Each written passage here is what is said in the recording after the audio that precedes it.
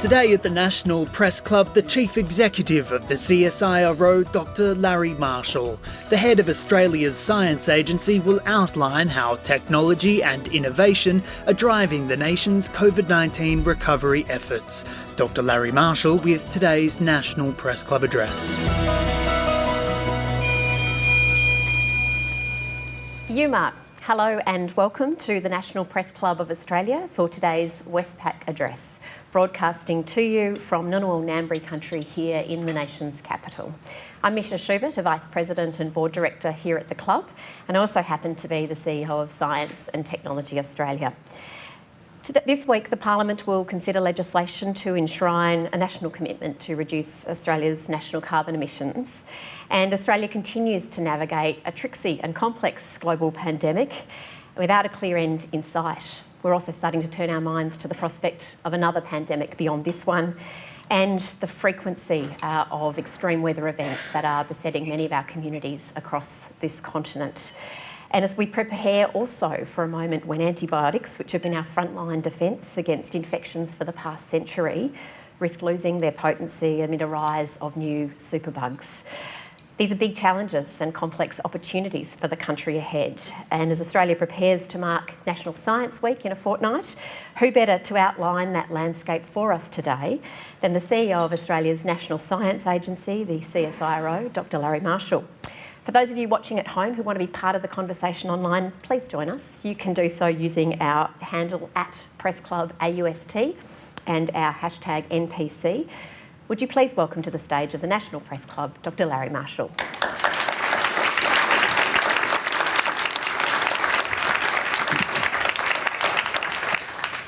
Thanks so much, Misha. Good afternoon. Can I begin by acknowledging the traditional custodians of the land that I'm on here today in Canberra, the Ngunnawal and Ngambri people, and pay my respects to their elders past and present. I'd also like to acknowledge the Indigenous leaders that are here in the room today, and I thank them for caring for the country that we're on and for sharing their knowledge, their wisdom and their culture with all of us. Welcome to our business leaders who are building Australia's future industries. Welcome to our university leaders who are ensuring that our children have the skills and capabilities we need to build a better future. And welcome to our government leaders who are steering the ship. And hello to everyone at home. It's fitting that we have such a diverse group here today to talk about the future of our country because it impacts all of us, and every single one of us has a role to play in shaping that future. Now, you may know me as the Chief Executive of Australia's National Science Agency, the CSIRO. But what you may not know about me is I love to surf. But growing up on Sydney's northern beaches, there was something really important that I had to learn. I had to learn how to read the beach, how to understand the rips and dumpers and currents so I could be safe in the water. And I learned this lesson the hard way when I was 10, when I nearly drowned in a rip. But fortunately, a surfer pulled me from the rip and helped me back to shore, and that surfer inspired me to learn lifesaving, a tradition which I passed on to my two children, Patrick and Jessica. Australian beaches are beautiful, but they hide an uncomfortable truth. They can be deadly to those who can't read the surf or don't heed the warning signs. But a beach looks completely different to you if you know how to read it. It gives you choices.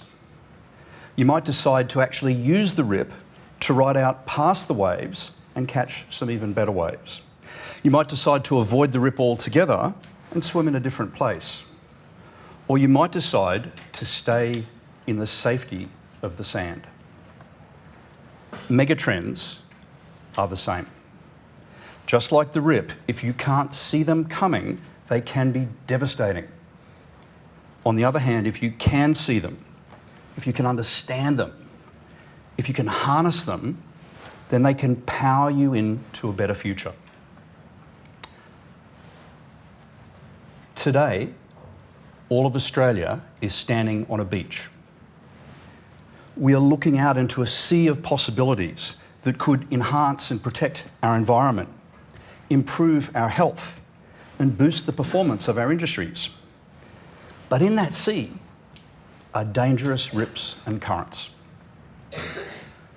To create the future that we all want, we need to navigate all of them successfully. And that's what I'm here to talk to you about today.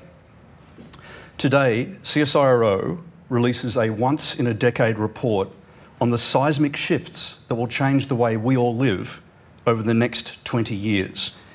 You will hear about the 7 global megatrends that are going to impact each and every one of us and about what we need to do to prepare for them.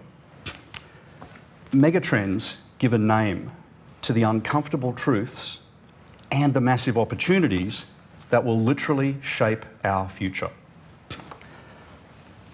But they also give us the power to create a version of that future where we prosper if we act. We're living in a world full of volatility, uncertainty, complexity, and ambiguity. And believe it or not, there's much more yet to come. Our future depends on our ability to understand the waves of disruption that are coming at us, to face the uncomfortable truths and respond together at scale. As a nation, we haven't always done this well. We spent 50 years understanding climate change, but we haven't invested in the large-scale, transformative change that we now so desperately need to limit its impact. This failure to act is an uncomfortable and costly truth. But uncomfortable truths also show us where the greatest innovation can be found if we act. If we act. Analysing megatrends formed by thousands of data points collected over decades is how we read the rip.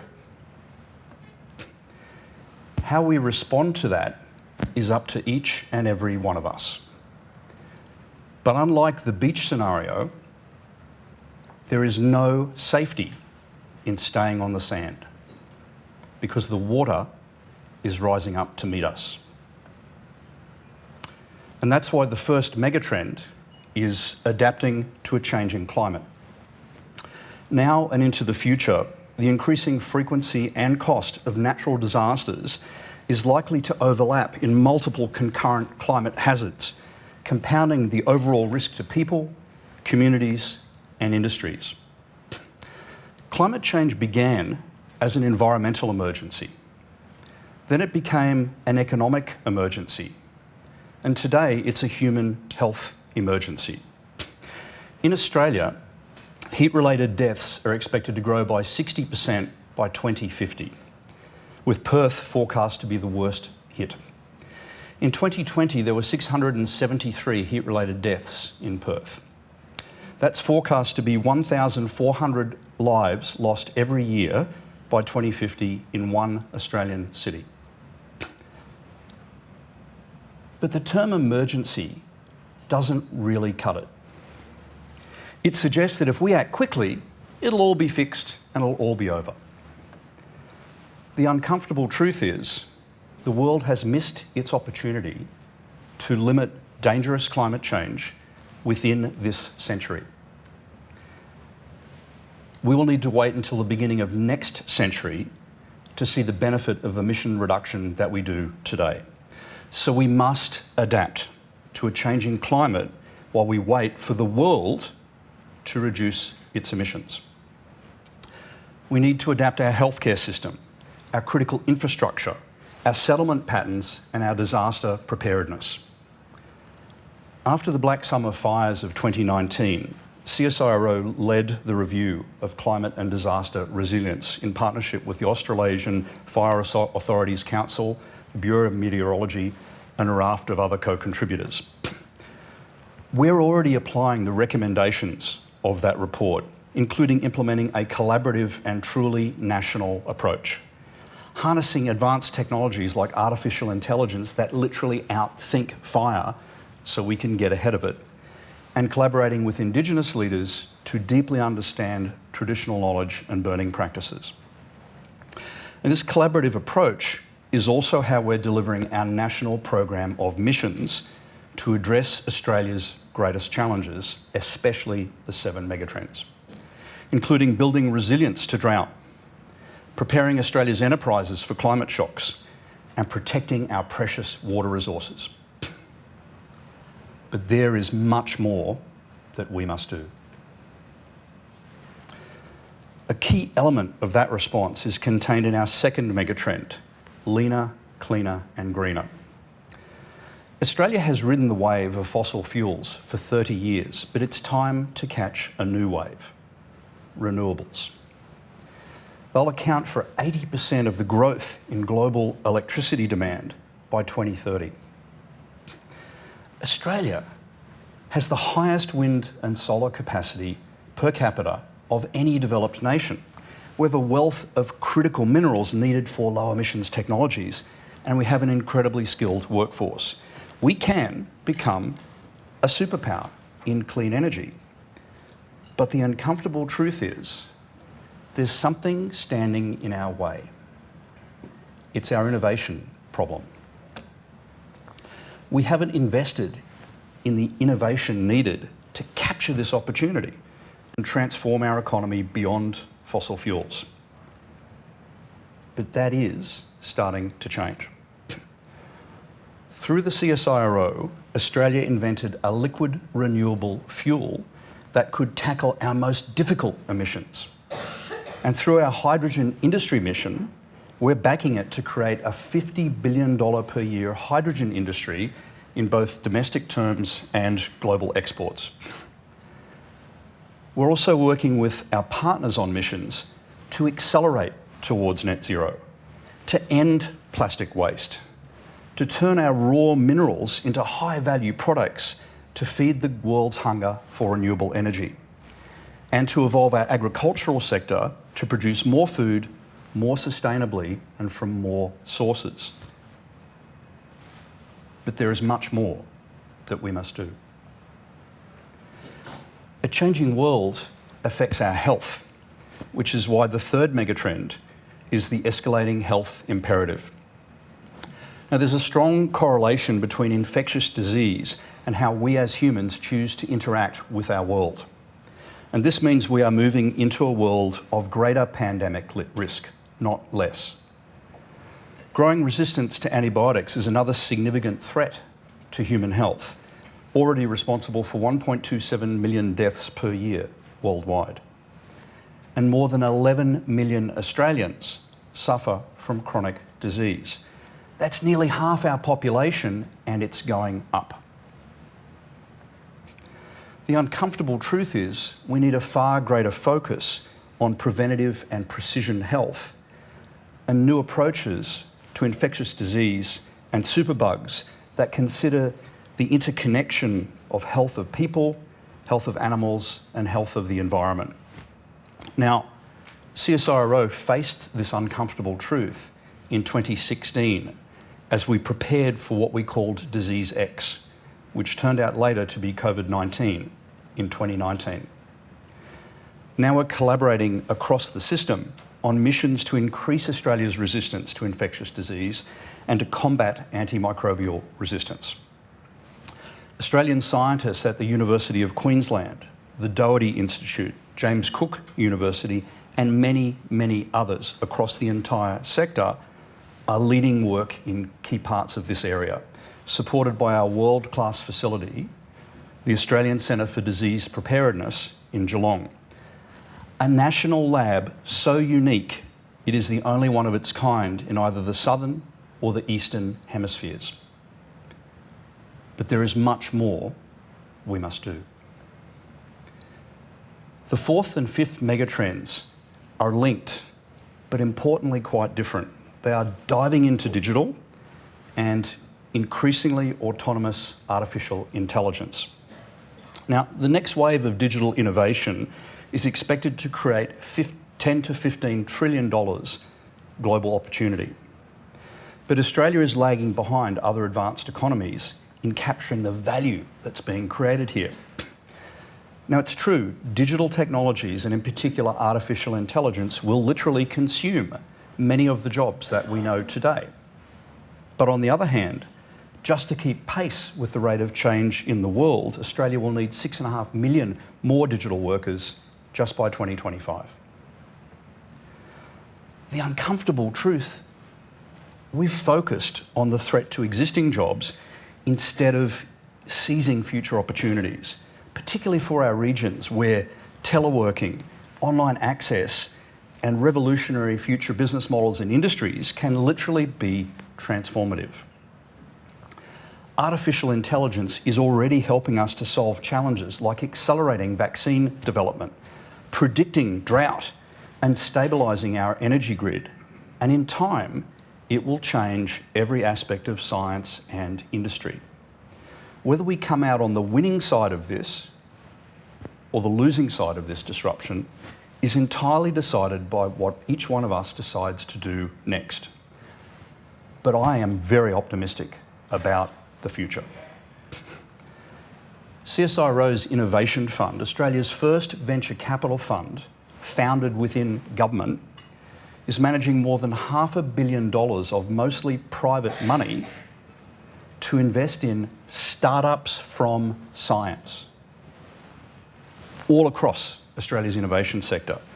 Overall, CSIRO has helped to create more than 250 new companies and thousands of jobs from Australian science, from CSIRO and the entire university sector. My hope is that that trend will continue and it'll see our children using Australian innovation to create a better world from new jobs grown right here in Australia. But again, there is much more that we must do. The world our children live in will look very, very different to today's, not just environmentally, but politically as well. And that's why our sixth megatrend is geopolitical shifts. Now, we're all already feeling the effects of disrupted patterns of global trade, growing geopolitical tensions and even war, following decades of growth fueled by globalisation. But the uncomfortable truth is, it took a global pandemic for us to realise that we'd lost sovereign capability as we grew reliant on exporting raw materials and buying back and importing the skills and technologies that we need. Australia's world-class science attracts international students to our great universities. It strengthens our international partnerships, and it is truly the common language that transcends all political boundaries and brings us together to solve shared challenges from climate change to pandemics. This is also the key basis behind CSIRO's national missions. And they're quickly becoming international missions as we collaborate around the world on challenges that know no borders. But there is much more that we must do. The seventh and final megatrend, unlocking the human dimension, for me is perhaps the most important of all because it holds the key to how we solve the other six. Trust in institutions had been falling for over a decade. But in Australia, COVID-19 saw trust spike in scientists. The uncomfortable truth is, it took a global pandemic to get the nation to turn to science for solutions. Trust in science led Australia's response to COVID-19. And we can build on that trust now to put science at the centre of a united response to the challenges ahead. As I've said repeatedly, there is much more that we must do, but science can show us the way. Now, these 7 waves of disruption are bearing down on our country. The question is whether we're brave enough to catch them. Now, catching a wave is all about seeing it coming and getting yourself into the right position before it breaks on top of you. Innovation is the same. But when was the last time that Australia caught a really big wave of change? 30 years of uninterrupted economic growth hasn't motivated us to innovate and find the new waves of prosperity where we can actually lead. We've fallen behind while others have raced ahead. While investment in research and development around the world has gone up, in Australia, investment has gone down for decades. But much worse than that is our innovation problem. We have amazing research in this country capable of extraordinary invention, but we remain well behind on innovation, turning those brilliant ideas into something real that can actually change the world. Both Wi-Fi and low-cost solar design were invented right here in our country. Wi-Fi by CSIRO and the solar cell design by the University of New South Wales. We are the dawn of two new global industries in the palm of our hands, but as a country, we lacked the market vision and the courage to back ourselves. And instead, that research was commercialised by the United States and China, respectively, who now dominate those markets globally. They saw the wave coming and they swam out to meet it. We have a history in this country of not backing ourselves. We have a mortal fear of being wrong and getting dumped. But the alternative is like sitting on the sand while we wait for the water level to rise up and cover us, and eventually we get dumped anyway. We need to change course. We need to be brave enough to do some really uncomfortable things. But now we have the momentum to do it. COVID-19 showed us what we can achieve when we combine the power of science with an urgent need and a network system of willing collaborators. We need to do this again, and again, and again, until it becomes as natural to us as is swimming. The only way we're going to be able to do this is by working together in a mission-like way to transform at a pace and scale we have never come close to achieving before. But we can do it. We can do it. Over the last 10 years, Australia has reduced the amount of plastic waste on our beaches by nearly a third. The world's first liquid hydrogen carrier sailed from Melbourne in January. And this year, sales of Future Feed began, a feed additive invented by Australian science that tackles 15% of the entire world's emissions, those that come from cattle. But this time was different. This time Australian organisations like Woolworths, Meat and Livestock Australia, James Cook University joined together with CSIRO to take this innovation to the world. This is Team Australia addressing our innovation problem, working together across the ecosystem in a mission-directed way, creating a tide that lifts all boats up and over those waves of disruption. Imagine if every Australian researcher, every Australian business, and every Australian government department with the same challenge was part of the same team, working together on a mission for Australia. We could obliterate our innovation problem.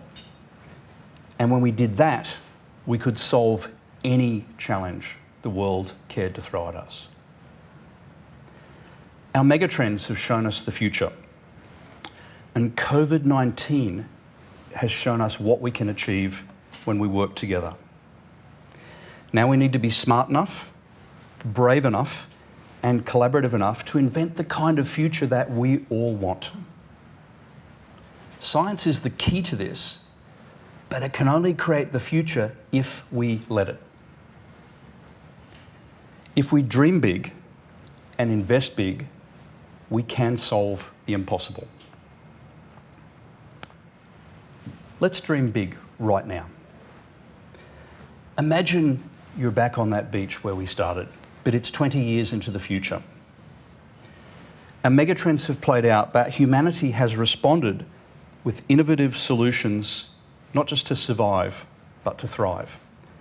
So what does our beach look like?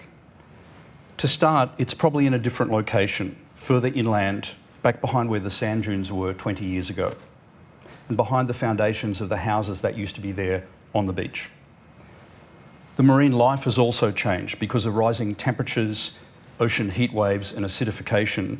Many species no longer exist in this ecosystem. But we are not without hope. Looking out to sea, there's an offshore wind farm sending power to a hydrogen desalination plant just around the headland. The plant takes salt water from the ocean and uses it to convert wind and solar into hydrogen and stores some of that hydrogen to stabilise our electricity grid. The rest is converted into liquid renewable fuel and exported around the world. Australia is as energy rich as the oil nations once were, but it's all renewable. The fresh water that's produced from the hydrogen is used for agriculture, like growing plant-based protein, now a multi-billion-dollar industry for Australia that's helping us fill the global food gap. Our electricity sector is almost net zero, running on a combination of solar, wind and storage. But the solar is printed in Australia, just like paper. And the wind turbines use Australian rare earth magnets, and the batteries are made here. And hydrogen stands ready to fill the gap whenever the sun doesn't shine for a few days or the wind doesn't blow. But today, on this beautiful Australian beach, it's a windy day. And as you take a deep breath of the air, you realise it's actually better air quality than it was when you were a child, thanks in part to the electric vehicles that fill the parking lot behind you. A lot of plastic waste used to wash up on this beach, but that's all changed because today we see the value in plastic, so we have no waste. Everything is designed with an end point or a completely new use in mind. Further around the headland, there's a port shipping out refined rare earths and superconductors into high-value global supply chains to feed the world's never-ending hunger for energy and renewable energy solutions. There's also heavy industry around that port, and it's running on a combination of renewable electricity and hydrogen fuel. And it's producing Australia's pioneering green steel that is sought after around the world. Suddenly, the heads-up display on your glasses shows you're on Amber Alert. It's monitoring your health status and it's realised your blood pressure is a little bit too high. An appointment is automatically made with your doctor and you approve it. Then you realise it's gotten a bit hotter now and your display tells you you're getting close to your maximum heat exposure.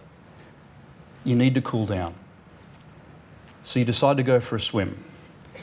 After reading the surf, which you do really well, you confidently dive into the waves. Confidently. Australia has all of the inventions today to do everything that I just described in that 20-year future vision. We can create this future if we choose to do it.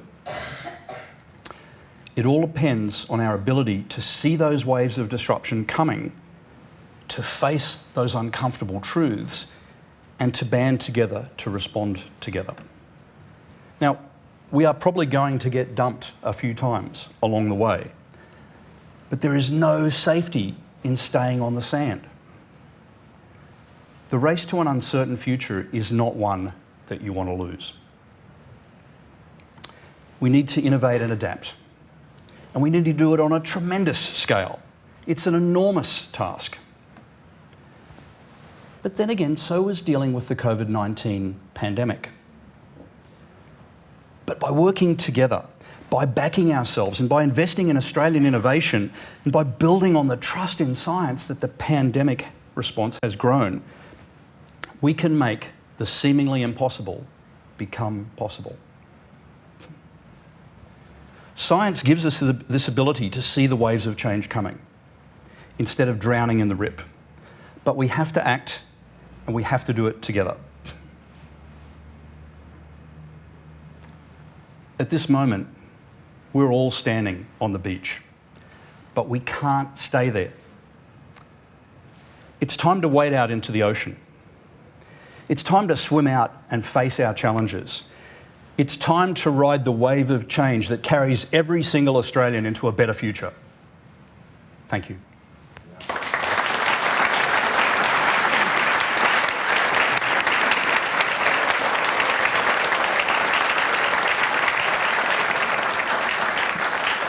Thank you so much, Dr. Marshall. Excellently to time, so good. So much in that speech to unpack, and we might just start with a few questions and then move to the floor and our members of the working press here today. You're a science guy, but you're also an innovation and finance guy through your career, and someone who has commercialised technologies in many different guises. So perhaps if we can pick up the part of your speech where you were talking about that opportunity that you see for Australia around the renewables sort of sector, and particularly I'm interested in your thoughts on how Australia gets itself to a position where electric vehicle manufacturing onshore is a realistic prospect at scale to speed the uptake of consumer use. We know from research that there is huge appetite in Australia for consumers to purchase electric vehicles. Price points are where they are. How do you see that mapping out, or how should that map out for our country? Yeah, you know, you're reminding me, in a decade ago, I founded a thing called the Renewable Energy Venture Capital Fund. And our hope was to invest in Australian renewable technology, a lot of it from CSIRO, but a lot of it from the Australian universities, and actually get it into global markets. But the world wasn't quite ready then for that approach. We're a little bit ahead of the wave, so it didn't come. It's already here, and I'm wishing that we'd started that fund about 5 years later than we did, but that's okay. What we've done in CSIRO and what we've done with the university sector, I think, has prepared Australia really well to capture that opportunity. But we're still not seeing the investment appetite and the really breakthrough cutting edge stuff that we need to grab hold of these opportunities before everyone else sees them. Having said that, amazing mineral wealth, amazing solar and wind resources. So I think there's a few areas where we could create things that the world can't because of our natural unfair advantages. We could build some really big industries there. We're starting to see Australian industry lean in a bit. We're starting to see Australian research lean in a bit. If we can join them in the middle, and I see CSIRO very much as a bit of a natural bridge to bring them together and help get those amazing inventions into real world products, then I think we can achieve this vision that I described. Mm-hmm. And you obviously see batteries as part of that mix as well, of the things we could potentially have a much stronger global leadership role around? Yeah, so there's a question. We mine lithium, we ship it overseas, someone else refines it, processes it, and we buy it back as a battery. Could we take lithium a bit more upscale from a raw material? Might we make a battery electrode? I promised the team I wouldn't pull the electrode out of my pocket, so I won't. But there are a number of products that we could make here where global supply chains would actually value that, and they'd pay us much more than they do for the raw lithium, if we can solve some pretty important science challenges to do that. We have, for example, you may not be familiar, but gold mining has been shut down in a number of countries because it uses cyanide and arsenic, which are really bad for the environment. To prove this thesis that we could reinvent an existing industrial process and make it environmentally friendly, we invented a process that eliminated the cyanide and gold. And what we learned there is helping us rethink how lithium is processed. I think it's a huge opportunity for Australia. Mm-hmm. The other issue that's been really topical and in the news cycle across the last fortnight has been the release of the latest State of the Environment report, which paints a pretty bleak and compelling picture for the country about what the nature science tells us around the state of our natural environment. We do have a question kind of sent in by one of our viewers by the ACF asking about that topic and the picture painted there about biodiversity and species loss. The question is essentially, you know, we've got these big wins happening at the global level. The World Economic Forum's declared the three biggest threats to the globe and humanity being climate action failure, extreme weather events, and the biodiversity loss that we're seeing at scale around the world. New global goals about to be set in Montreal in December.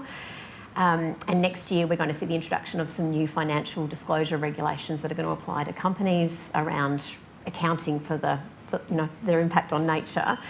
Do you think the decline, that the biodiversity issue has had too little attention in Australia, and how alarmed are you by the scale of the challenge here? And you said the person was from ACS? Australian Conservation Foundation. Oh, sorry, because there's a thing called the Australian Climate Service, which we're part of, that's us and BOM and ABS, that is designed pretty much to really look at this area and gather much more data, not just for environment, but for climate change. There's also the National Environmental Science Program, which we're part of, all 5 of them, in terms of dealing with some of these issues. But our national missions are really aimed very specifically at some of those challenges. And Australia has extraordinary biodiversity, and it's a gift, but it also means that if it's impacted, it's a huge loss. Our missions, some of them are really very much designed to protect our precious water resources, like our drought mission and our Aqua Watch mission, because all that biodiversity is really harmed by, for example, a drought. It's also harmed by floods and by fires. It's also harmed by how we interact with the land. I will pull out one prop in a minute and show you one of the amazing breakthroughs the team in the lab's done for dealing with this. But the biggest place where you can all help, we run a thing called the Atlas of Living Australia. It's how we characterise those millions of species. And there's a lot of citizen science in that. So all of you can download the app to your phone. When you see a species you don't recognise, you can take a picture of it, you can upload it, tracks the location, helps us identify exactly what we've got. And Australia has literally millions upon millions upon millions of species. We discover many more every year. So it's a huge gift, but it's why we have to do extraordinary measures to protect it, but you can all help. So the elephant in the room on that report, though, was around the scale and the rate of land clearing that's happening in our country at the moment, because that's the biggest single determinant of the kind of rate of species loss, is essentially what that report seemed to be saying. As the head of our National Science Agency, how concerned are you, and how much of an alarm bell do you think, do you want to sound on that? So CSIRO was created to kind of, as I said, fill that gap between the broader research community and industry. So wherever we can, we step in to help industry be much more environmentally sustainable than perhaps they have been in the past. And let's face it, you and I grew up in an era where it was sort of axiomatic that industry and environment were competitors. A lot of the science that CSIRO has been focused on, particularly in the last 6 or 7 years, has been around breaking that paradigm. And we found industry is incredibly willing to change their practices if we can show them another way. And Australian science, through things like Future Feed, completely broke that nexus in, because getting rid of emissions from cattle seemed impossible until your science could solve that and then make it possible. It's not economically any better, but industry's doing it because it's the right thing to do.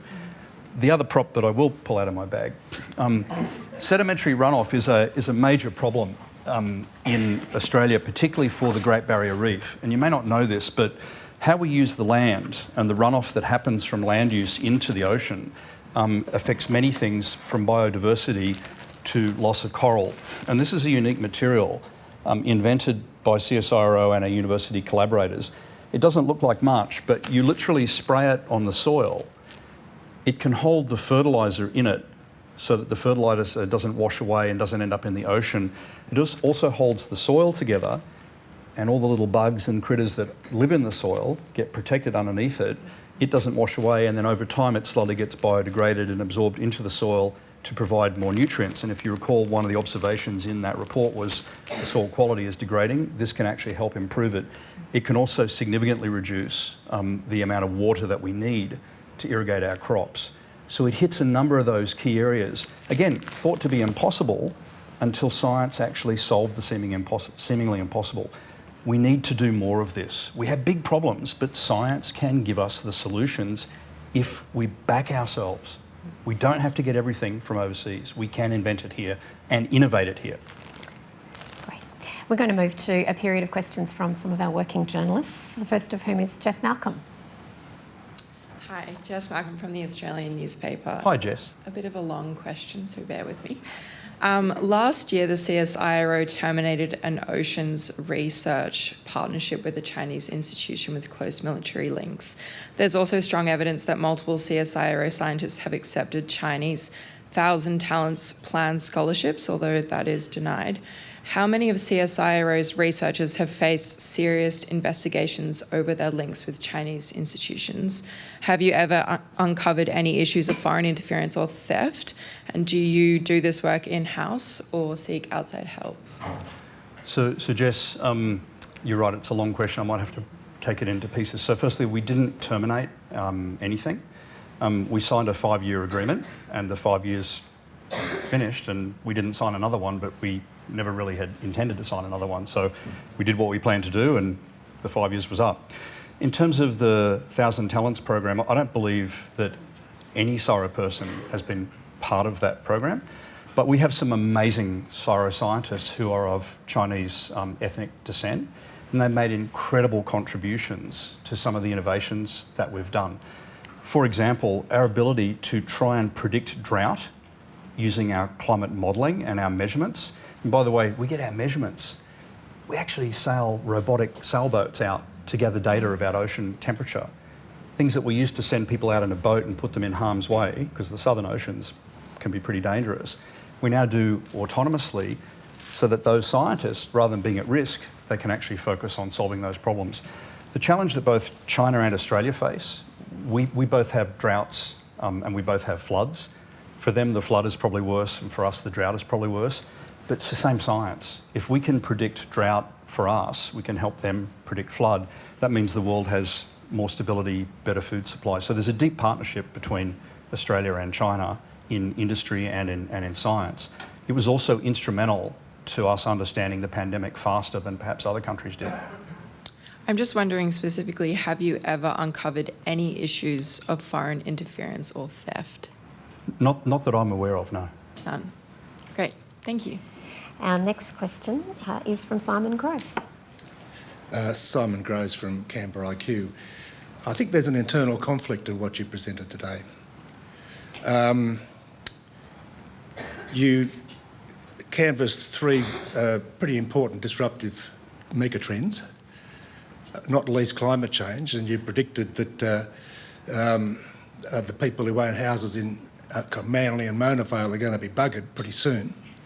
God knows what it would mean for the Burdekin or the Mekong, the Shanghais, all the rivers where people live.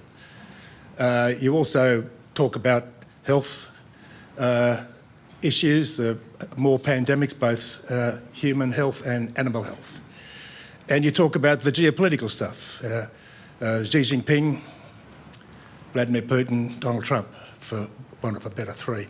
But also you say, as the size of the global population continues to grow, and as more people transition from lower to higher income brackets, how can more people be using more material resources and living a better, happier life, while all this other stuff is attacking that? Can I just play your question back, because I want to make sure I understand it? So, Sure. Growing population, growing worlds, megatrends, and how do we end up with a better life? Is that the question? The assumption that a higher proportion of a higher population are going to be living a better material life in the face of all these major problems. Right. So problems are, and they're massive problems. Let's not underrate those 7 waves of disruption. I love riding waves. I used to catch one at a time. I've never tried to catch all 7 at once. It's very hard.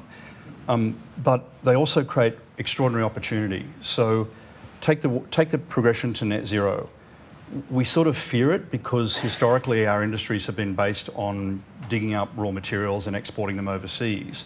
We're going to have to add a bit of value to those raw materials. We're going to have to create some new things like hydrogen, things that we haven't done before, but that's a $50 billion opportunity for Australia. All you're talking about now is Australia. All you talk about now is Australia. I'm getting to the world, but I've got to start. Well, it's the world that's the issue. I've got to start somewhere. So that innovation creates new value. This is the difference between science innovation, I think, and other types of innovation. Often we think innovation is a zero-sum gain. I'm going to take money from you by creating a new service. For example, Uber competing with the established taxi business. But when science creates something, when science solves something impossible, like producing a liquid renewable fuel, it grows the market. It makes the market bigger, which is why I say it literally lifts all boats up and over that rising tide. As far as the quality of life, if we don't address climate change, if we don't address sea level rise, then quality of life for all of us will go down. And in our Australian National Outlook we published in 2019, we showed that scenario as well. Again, particularly for Australia, but it would be true for most of the world. If we don't innovate and adapt, we won't be able to create the value that we need to rise the whole world up into a better future than we have now. Okay, mate. We're delighted that he's now a Canberra resident. Our next question from James Riley. Hey Larry. Hey James. James Riley from innovationoz.com. Thanks for the presentation and a very interesting report. If nothing else, it shows there's a lot going on right now that we need to be putting our attention to. Just on diving into digital megatrend, that's sort of the area that I look at, so AI and 5G and all that stuff. You rightly say that there are huge opportunities globally, but for Australia also, and also point out that historically Australia has left a lot of value on the table, productivity-wise and developing local industry and that kind of thing. So what's the prescription? This is kind of always as it's been, so what's some of the low-hanging fruit as far as structural changes that might alleviate some of those issues? And secondly, on AI regulation, AI, obviously, huge opportunity. How do we kind of regulate or put up safety rails around AI without, hobbling, our ability to innovate? That's a great question, James. So AI is pretty scary because it does have the capacity to literally consume many of the jobs that we know today. But that's going to happen anyway because the world is going to progress on that. I guess three things for me about AI. We've got amazing AI research capability in this country, but like many things, it's fragmented. It doesn't really align well and it doesn't necessarily collaborate well. So for that reason, CSIRO worked with the government to try and create a national AI network. They call it a centre, but it's really a network because the AI is everywhere in many research institutions. John, who's just behind you, has been pulling that together. And we're so lucky we're able to convince the head of AI at Microsoft, Stella Solar, to come back to Australia and actually lead that effort. And she's extraordinary, digital scientist. So I think that will bring us together, will give us some alignment about the big challenges. And then the other thing about AI is Australia many times tries to boil the ocean, but we can't afford to do that anymore. We've got to pick a few areas where we can really be world class. You've already seen us, James, tackle this question of ethics of AI, making sure that decisions can be interrogated and validated and really trusted. But we've got a couple of other sort of interesting areas we're working on where that seventh megatrend, unlocking the human dimension, all of us, despite the threat to our jobs, all of us have this unique human ability to see the innovation possibilities. And when we actually embrace these disruptive technologies like artificial intelligence, there's literally a collaboration that happens between the human brain and the AI brain that creates something much better, more valuable than either one could do alone. And I think once we get over our sort of fear of AI and start to embrace it, we'll start to realise how important we are, the humans, to help make the AI really make a difference in certain key industries in Australia, like agriculture, like healthcare, and particularly predicting disasters. AI is incredible at helping you figure out what a fire is going to do, which helps the fire service go fight it before it does it. It's magic, but only in the hands of someone who's got a deep market expertise or a deep understanding. Put them together, you get amazing outcome. And on the first part of James's question around structural reforms that would be helpful towards that goal of banking more wins on innovation? I'm not sure what I can say about structure, James. Well, I guess my point is that Australia's always struggled to extract value from the IT sector to build local capability and deliver value to export markets. So what we found, in CSIRO, what we found, we created Data 61 to really explore digital opportunities, and what we discovered is there's an amazing wealth of verticals, markets that are purely digital that you can go after, and the fintech market's a great example, which Australian industry is doing really well at. But we also discovered there's also a horizontal, because AI, or digital, is in everything. And John, I think, has done a fantastic job at balancing both of those. So we kind of get the best vertical support and the best horizontal. I don't think every industry has embraced digital the way it should. And I don't know that that's a structural problem, but maybe an opportunity for us and others to get out there a bit more and give them exposure to how it really can transform their business. Our next question is from Nick Stewart. G'day. One part of me really wants to ask if when you were young and you didn't peroxide your hair so you wouldn't get beaten up as a nerd on the northern beaches. The second part of me really wants to ask why CSIRO doesn't do something sensible, like spend a lot of time and effort researching male pattern baldness, which is much more of an issue for me now, personally. But the real question is why, you say, you make the point about we all know Wi-Fi was invented in Australia, and yet we never capitalised on that. We've got organisations now that have come out of CSIRO, like Data 61 and so on, which are working towards actually commercialising particular inventions. Wouldn't it be ideal if, from a broader point of view, government actually took the risk of picking winners? Shouldn't we say that now, look, we've got the fantastic scientific organisation like CSIRO, we've got terrific ideas coming up. Don't we need to actually say, as a country, look, it's worth really investing in this, saying that hydrogen will work, making that a signature issue, and just going after it without any of the qualifications that currently our political environment forces us to put on these sort of issues? So, no, I didn't peroxide my hair. So I think government, not picking winners per se, but picking sectors where Australia can be strong. I think government, both this government and the previous one, are starting to do that. When I started at CSIRO, the notion of a national science agency moving kind of into the valley of death that celebrates research and industry, commercialisation, it was kind of seen as, that's a bit odd. Now, even the United States, one of the world's leading innovation economies, is starting to come to that way of thinking that it is a role for national science agencies and governments to be a little bit more focused on certain markets. But you're seeing government do that. Governments are naturally quite reluctant and cautious about that because they get lobbied by every market and every industry player and every researcher to invest in their sector. So they've got to really be careful about making those choices. But I think as a country, we're going on a good track to actually get a little bit more focus. And can I say one other thing? There's often a call to focus research in the universities, and that's a mistake, I think, because you need a really broad funnel. You need to research everything, and universities are incredible at discovering things that you would never have thought to look for. So you need that broad funnel because so little of it gets kind of through to be commercialised. So I've begged many people on the government side not to mess with the breadth of university research.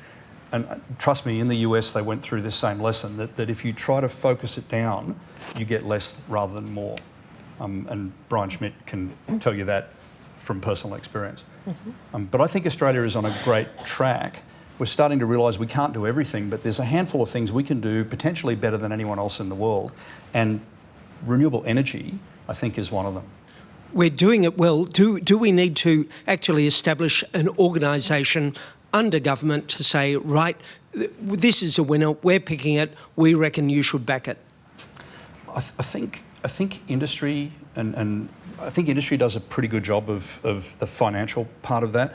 The reason we created the venture fund inside government was we wanted to test that idea.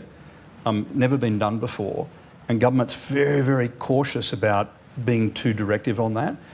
But our hope and what we've seen with all the investments that we've done, for example, in CSIRO and in Main Sequence Ventures, our venture fund, industry has always come to the party.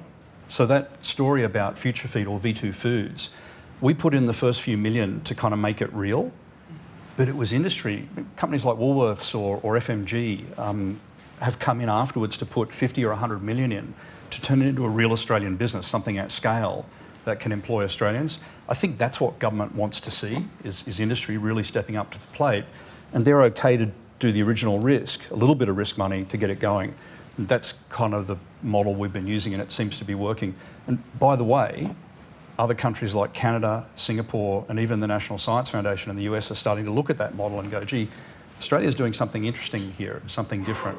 It's not often we get them looking at us, and while they're looking at us, let's take advantage of that. Male pattern baldness? I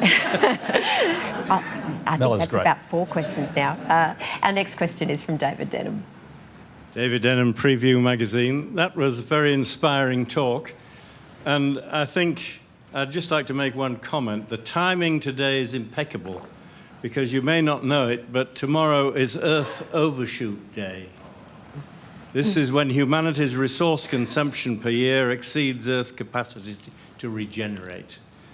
But what I'd like to ask is, the science is really good, but could you outline more what you think about what we should do in social interactions? Because there's so much wealth disparity, locally, nationally, and diplomatically. And it seems to me that the science is there to make a sustainable planet, but it's the people interaction that could be much improved. So I mentioned that Australia has reduced the amount of plastic washing up on our beaches by almost a third. A huge reason that's the case is not so much the physical science, although a lot of us have reinvented polymers and made them recyclable or give them a second life as another product. But the real value, the real big change is in the social science, in the way that the Australian public have really rallied behind this mission. And let's face it, a piece of plastic always started out in someone's hands before it ended up in the ocean or the environment. Australians have really changed their behaviour there. You know, my wife and our 2 children, we clean up the local beaches many weekends, along with many other residents where we live. And most people who live near a beach in Australia do the same thing. That wasn't the case when I was a kid. When I see things like that, you know, Team Australia fixing our own problems, it makes me realise how powerful it is if we can couple great science with great social science. We can get huge change. And finally, getting to net zero, there's a number of not necessarily easy, but really important social changes we can make to reduce our energy consumption to make getting to net zero much easier. And I don't know if I had the privilege of meeting former Prime Minister, the late Abe, in Japan several times. And he was a visionary that had a vision of using science and technology to absolutely minimise the energy that we use and still give us the quality of life, the quality of environment that we really need, but using science and technology to manage it for us, knowing we can't always manage it for ourselves. I think in Australia, we're actually conscious enough of the issue that we are starting to manage it ourselves in a far more responsible way. I think that's something that we can bring science and social science together. Thank you. And our next question is from the fabulous Tim Shaw. And he's too tall, so I'll have to just bring this microphone up. Dr. Marshall, Tim Shaw, Director of the National Press Club. Where is Australia's Silicon Valley? The United States has had this centre of excellence, research, science. I'm not asking you to rank a university or a city, but doesn't it make superior economic sense that if we had the centres that you were describing then, not just in universities, but in a city like Canberra, on the outskirts of Darwin, where there are centres of research excellence, and to the point about tenure. We are tired of reading of research grant applicants, as many are in the room, spending months and months filling in paperwork when they should be spending those hours and days and months in research.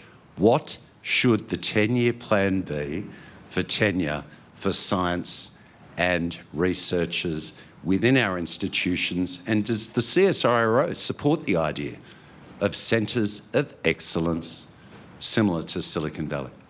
So I'm the wrong person to ask about tenure. Oh, please give it a crack. Every time I've been offered a 5-year contract, I always say, how about 2 or 3 and just see how I go, and if I do well, you can give me another one. Sure. But look, no, we shouldn't copy Silicon Valley. And place-based innovation has its place. But what's remarkable about Australia, so Future Feed was invented in Townsville, not in a big city, in Townsville. It was tested in another part of northern Queensland and eastern Victoria. So I think the wave of the future is a network. I think it's getting the brightest minds in the country together, and technology enables us to do that in a way that Silicon Valley couldn't have been done back then. Also, we're different. We're completely different. Silicon Valley did some amazing things, but they completely missed agriculture and food as an investment area. One of the companies that we created, which is literally a unicorn, is V2 Foods. Mm-hmm. Created in Australia in less than 2 years from idea to positive revenue, backed by Woolworths and Hungry Jack's. You can buy V2 burgers on the shelf in Woolies, you can get one in a Hungry Jack's burger store. It's competing head-to-head and beating the Impossible Burger in the US that took $800 million of venture capital to fund it. I can tell you, we put a few million into it to get it started and made it a real business. Australia can do that. Australia can create extraordinary things because we know areas like agriculture. Our healthcare system is extraordinary. We don't value it, but we should. But I can tell you, having lived in the US for 26 years, I really am happy to be in Australia. So we have certain strengths that are just phenomenal, that if we back them, if we trust ourselves, if we trust our scientists, we can be world leading in those areas. And that's how we get to that better future that I'm talking about. In those current conversations you're having with the new Science Minister, have you floated the idea of expansion of the new Colombo plan to include international research scientists from Asia Pacific, but particularly from mainland China? We know that politicians aren't scientists and researchers, and that's a good thing, because maybe that soft diplomacy between mainland China and Australian researchers can continue, as you alluded to earlier. Yeah, probably the one thing to say about Ed Husic as the new Science Minister, I've been in the innovation sector for more than 30 years. He knows, I think, almost everyone that I know. So I think he's really on the front foot when it comes to understanding the innovation sector and what it needs. So you probably should ask him. Do you support longer tenure, though, for researchers? Well, I don't support it for myself, so I can hardly support it for anyone else. I think. Look, again, I spent my life building companies and turning science into solutions. For me, it wasn't about being locked into a contract. It was about doing a good job and delivering. And if you did, then you got to do more of it. And if you didn't, you went and did something else. So I'm the wrong person to ask. Thank you for your speech. Sure. He's a long-time former fellow vice president of the club, now director. Hello. Steve Lewis. Dr. Marshall, thank you. Steve Lewis. I am a director, former working journalist, although Ian Chubb always claimed that was an oxymoron when it came to my good self. America and China are in a tech war. It's a new space race. Billions in AI, quantum, biotech, neuro, just their brain projects alone would dwarf your budget tenfold. We have banned Huawei. 4 years ago, Malcolm Turnbull banned Huawei, one of their key technologies or technology companies. So to follow on from Jess Malcolm's question, if you like, we've got a geopolitical war between these two superpowers. As the head of Australia's leading premier science agency, what's your view? Does science break down geopolitical boundaries, or do we throw our eggs into the American basket at the expense of working with the Chinese? So science is the language that transcends those boundaries, and CSIRO has had a deep relationship with the Chinese Academy of Science for more than 5 decades. Australia was the first Western country to really embrace China in that way. I asked Chairman Bao, the gentleman who runs the Chinese Academy of Science. Chairman Mao? Wow. Bao. Oh, sorry. Bao. Of course. I was going to ask you what to say on. Why do you waste time with us? We're so tiny. CAS is 150,000 people. We're about 5,500. Sure. I asked him, why do you waste time with us? And he said, because we're so small. And he said, because when we were small, you invested time with us. And we've always treasured that. When the pandemic started, there was a moment where I had to reach out to him to ask for help. Like, what do you know? What can you tell us? They gave us the information we needed, as our American counterparts did. In that pandemic, that facility I talked about, the Australian Centre for Disease Preparedness, there's only about 5 of those labs in the world. Every day they were talking to each other, China, the US, Europe, because we had to share the data to solve the common challenge. I think science just has this wonderful way of breaking down those barriers. China needs us. We have amazing solutions for climate, for environment, and their common problems. So I think if we use that history and that basis, we can overcome these geopolitical challenges going forward because we have to solve these So complex no problems. qualms about working with the Chinese on scientific... No qualms about working with China on scientific issues? On things that are global challenges like solving a pandemic, solving climate change, global issues, absolutely work with China, and we have done for 5 decades, more than 5 decades, and absolutely work with the US. We recently signed, I think it's the first time, well, CSIRO for at least, but I think anyone signed a major partnership with a US national lab, and we've started to be recognised in the United States at that. National labs are prestigious in the US. They're starting to recognise what we do here as really necessary for what they do. So I think that partnership will get deeper with both countries because they both need us. They both need what we bring to the table. Cheers. We have 4 minutes on the clock to wrap up beautifully in our broadcast window, and we're very lucky that our final question comes from Australian Nobel laureate, Professor Brian Schmidt. Certainly not a working journalist. Larry, Thank CSIRO God. is a pretty unique institution worldwide because it is a comprehensive national lab. It sits alongside Australian industry, Australian universities and research institutes. I guess in the outline today, you've shown we have big challenges and opportunities. Perhaps you could articulate very cleanly the value proposition that CSIRO brings to the Australian people now, but I want to look to the next 10 years. What could you be doing more to help us solve these 7 megatrends, the opportunities and the challenges? Yeah, thanks, Brian. So there are 39 great Australian universities and a number of other phenomenal research institutions. And in the past, and CSIRO is 100 years old, like many institutions, it tended to think a bit too internally. It tended to think it had to provide the solutions. I think the change that we've enjoyed, and Brian and I have run our institutions for about the same period of time, we've really tried to break that model and do much more, much deeper, much more open collaboration. So Brian has people in my organisation, I have people in his, and we've started to look at it as not my science or your science, but Australia's science. Most of the interventions that I've made as the head of CSIRO, like the fund, like on the national incubator, like opening up our labs to be national labs shared with the universities, has been about pulling Australia together because we can't, it's too hard to compete internationally if we try to go it alone. But when we work together, and Brian isn't the only one, but you're probably the first one, it's extraordinary what we've done. And I know I can't mention the amazing plastics company that we quietly invested in a few years ago that's now almost a unicorn. But we both sat down 6 years ago and said, how are we going to solve this problem for Australia? How are we going to create more opportunities for our children when they graduate, not to do what I did, leave the country for almost 30 years because you couldn't get a job in science here. That's changed now. And if we keep on that trajectory, which I think not only will we keep on it, we'll actually amplify it, we'll create many, many more of those opportunities so that my children, Patrick and Jessica, don't need to go back to the United States. They can actually stay here and they'll do better here. People like Michelle Simmons, cracking the quantum code. Amazing research across the sector. Those 250 companies that we created, those thousands of jobs, when we started, that was thought to be impossible. But now we're like, maybe it could be 10,000, maybe it could be 20,000 jobs. That's our opportunity. That's what science brings. And don't forget, Australia, because of those 39 amazing universities, is global top 10 for science. There's not many things we're global top 10 in, so let's back it and leverage it to make a better future. Thank you, Brian. Thank you. That brings us to the end of our broadcast. Ladies and gentlemen, would you please thank Dr. Larry Marshall.